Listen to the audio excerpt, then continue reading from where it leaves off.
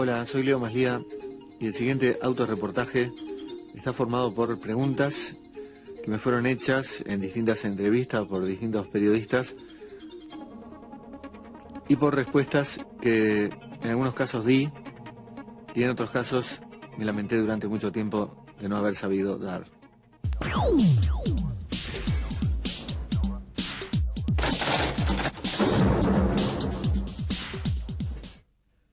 Las letras de tus canciones y muchos de tus cuentos hablan de cosas que le pueden pasar a cualquiera.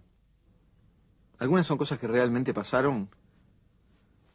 Mira, hay mucha gente que confunde la literatura con la crónica periodística, más allá de que sea crónica de cosas que hayan pasado o de cosas que no hayan pasado. La crónica es un género muy importante, por cierto, pero hay muchos otros que no funcionan de la misma manera. En la crónica vos tenés una cosa por una parte y una manera de hablar de esa cosa por otra. Esas maneras pueden incluir falsear la cosa, ocultarla, ayudarte a entenderla de distintos ángulos, en fin, hay un montón de operaciones que se pueden hacer y que se hacen. Pero en la mayor parte del resto de la literatura el asunto no funciona así. No hay por una parte cosas y por otra parte maneras de contar esas cosas. Lo único que hay son las maneras, el contar. Pero el contar en este caso no es un contar algo en el sentido de que ese algo pueda existir más allá de ese acto por el cual lo contamos. Eso solo se da en algunos casos muy particulares, como los cuentos clásicos infantiles, por ejemplo, pero en casi todo lo demás, no. Hamlet, por ejemplo, no es una historia que esté en algún lugar virtual y que Shakespeare la haya bajado con ayuda de ciertas palabras. Hamlet es las palabras que Shakespeare escribió. Entonces, la palabra contar es muy engañosa. Tiene muy poco sentido hablar de si pasaron o no pasaron las cosas de los cuentos, de las novelas, de la poesía, como de todas las expresiones artísticas. Por ejemplo, vos mirás el cuadro Artigas en la Ciudadela de Blanes y lo que importa no es si lo que hay en ese cuadro pasó o no pasó.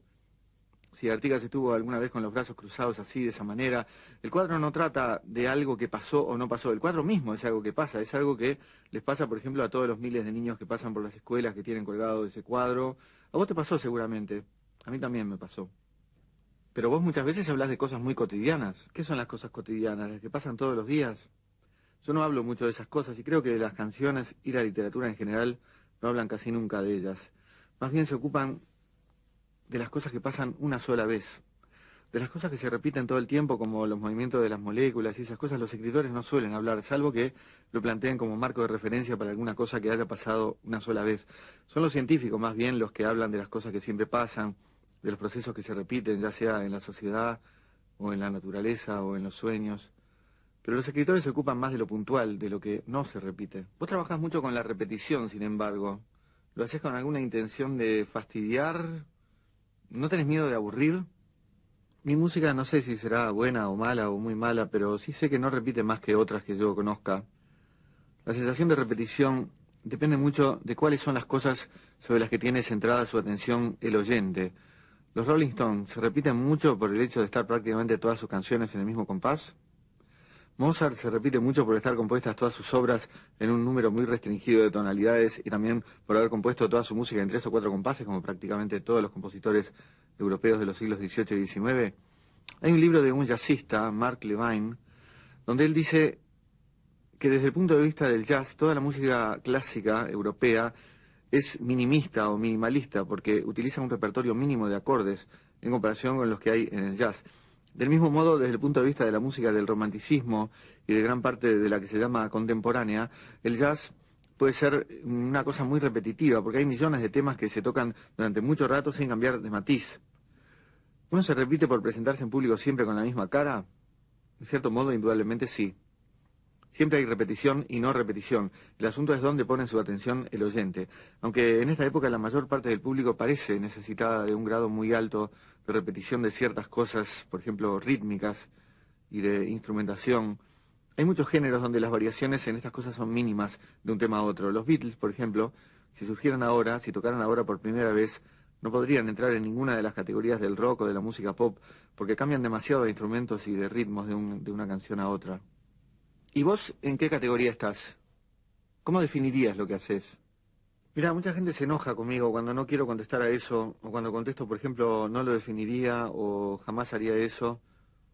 Pero creo que no está bien enojarse por una respuesta de ese tipo. Yo no me dedico a analizar mi trabajo. El hecho de hacer cosas y el de estudiar esas cosas son cosas muy diferentes y no tienen por qué coincidir en una misma persona. Fíjate que ya mucho tiempo antes que Freud, Descartes decía en el discurso del método que saber una cosa y saber que se sabe esa cosa son dos cosas muy diferentes y que pueden perfectamente no darse juntas. Pero muchos periodistas dan por sentado que uno tiene que saber qué es lo que hace y arrastran a un montón de artistas a decir cualquier cosa. Hay muchos artistas que saben lo que hacen. Hay otros que creen saberlo y quizá no sospechan que lo que hacen y lo que creen estar haciendo pueden ser cosas muy diferentes, lo cual no invalida para nada su trabajo. Hay cosas que son difíciles de definir. Hay gente que se pasó toda la vida pensando y escribiendo sobre estas cosas y no llegaron a nada muy satisfactorio. Hegel, Nietzsche, por ejemplo. Sin embargo, algunos pretenden que vos en 15 segundos respondas a eso que consumió tantas vidas. Muchos periodistas no sabrían responder tampoco con algo coherente si se les pidiera una definición sobre su trabajo. Pero ese trabajo se puede hacer muy bien, de todos modos, sin saber eso. Si vos sos hornero, no necesitas ir a la Facultad de Arquitectura. Sí, pero no es cuestión de tanto rigor en la definición. Nadie te pide que digas algo tan preciso, tan inobjetable sobre lo que haces. Lo que se te pide es una orientación, nada más, una guía para el que no te conoce. ¿Y esa respuesta no sirve como guía? Sí, sirve, pero yo quería ir a algo más concreto. Sin ir a tu trabajo, por ejemplo, ¿cómo te definirías vos? ¿Como escritor, músico, actor, comediante? Ninguna de esas opciones que vos das se puede considerar una definición. Para definir hay que dar caracteres genéricos y caracteres específicos. Tus opciones dan solo los caracteres genéricos, ocupaciones o cualidades compartidas por un montón de personas en todo el mundo. Eso no define nada. Es como si quisieras definir un conejo y dijeras, es un animal. O si le preguntaras a un conejo, ¿cómo te definirías? ¿Como un animal, una máquina, una sustancia? Ahí no estarías definiendo al conejo, te estarías definiendo a vos como animal. Bueno, vamos a no hablar de definición entonces, sino más bien de rótulos, de etiquetas. ¿Cómo te etiquetarías vos? A mí me gustan las etiquetas y sé que para hablar de las cosas siempre hay que clasificarlas de alguna manera, aunque sea provisoriamente. Pero lo que no me gusta es esa moda de clasificar y etiquetar todo, no como forma de clasificar y etiquetar, sino como sustituto de conocerlas. Yo estoy seguro de que si yo ahora te digo cómo me etiquetaría, vos o cualquier otro, después eso lo van a usar para decir que yo me defino así, y eso no me gusta. Por eso no voy a contestar, porque yo tengo una etiqueta así pegada acá atrás, pero no la voy a mostrar a cámaras. Pero ¿no se podría decir que vos te movés dentro del género absurdo? Un género absurdo sería un género que no podría existir. Hablar de un género absurdo es simplemente una manera de referirse a algo que tuvo un lugar gramatical en una frase, pero que no tiene correlato real, digamos. Es una manera de deshacerse de ese falso lugar provisorio que se le dio a algo que en realidad no era algo. Es distinto si se habla como se hacía en una época de un género del absurdo, que en realidad creo que esa frase fue mal traducida del francés. Se tendría que haber llamado género de lo absurdo. Pero de cualquier manera, un apelativo así es absurdo, porque presupone que existen otros géneros y que esos otros pueden ser géneros de lo lógico o de lo lógicamente consistente. Pienso que la gente que usa la palabra absurdo para calificar o clasificar ciertas ramas de lo artístico es víctima de una confusión propia de lo que Sartre, al hablar de la imaginación, llamaba ilusión de inmanencia, que consiste en que vos creas que cuando te imaginas una silla, en alguna parte de tu cerebro se forma una sillita.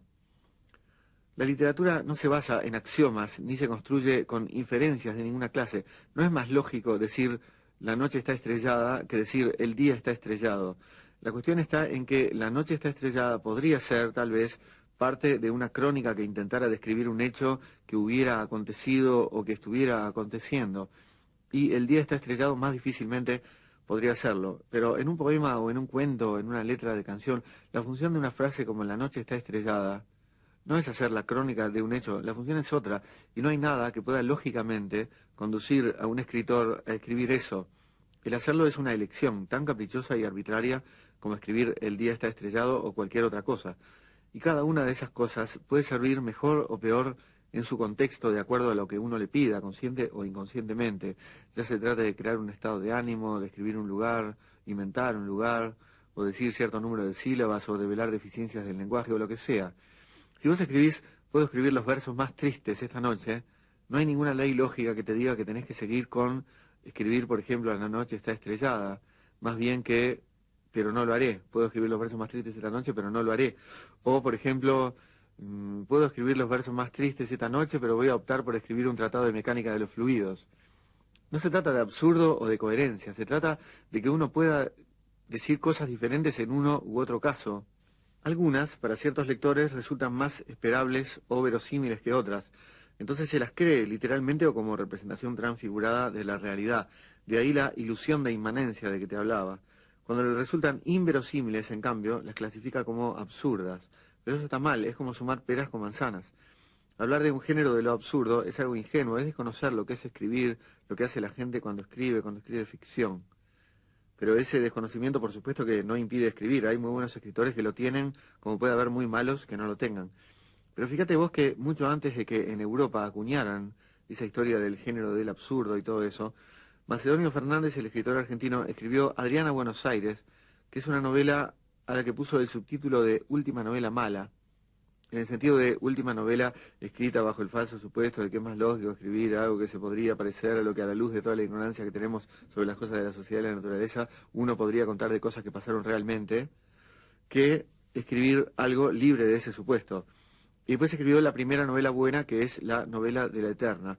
Pero claro, la mayoría lo toman como una gracia de él, sin haberlo entendido, porque siguen escribiendo novelas malas una tras otra, que algunas son buenísimas, pero son malas en el sentido de que están presas de ese falso supuesto, están encerradas en esa celda cumpliendo condena por malas. ¿Alguna vez hiciste terapia? No, nunca hice, ni tampoco me la hicieron a mí. ¿Qué cualidades son las que más aprecias en una mujer? La rectitud y la curvatura. De las distintas cosas que haces, ¿cuál preferís? El sexo. Sé que eso no es común, que a la mayoría de la gente no le gusta, pero a mí sí. ¿Qué es lo que más odias? La costumbre que tienen los inspectores de los ómnibus de golpear con una monedita en los vidrios.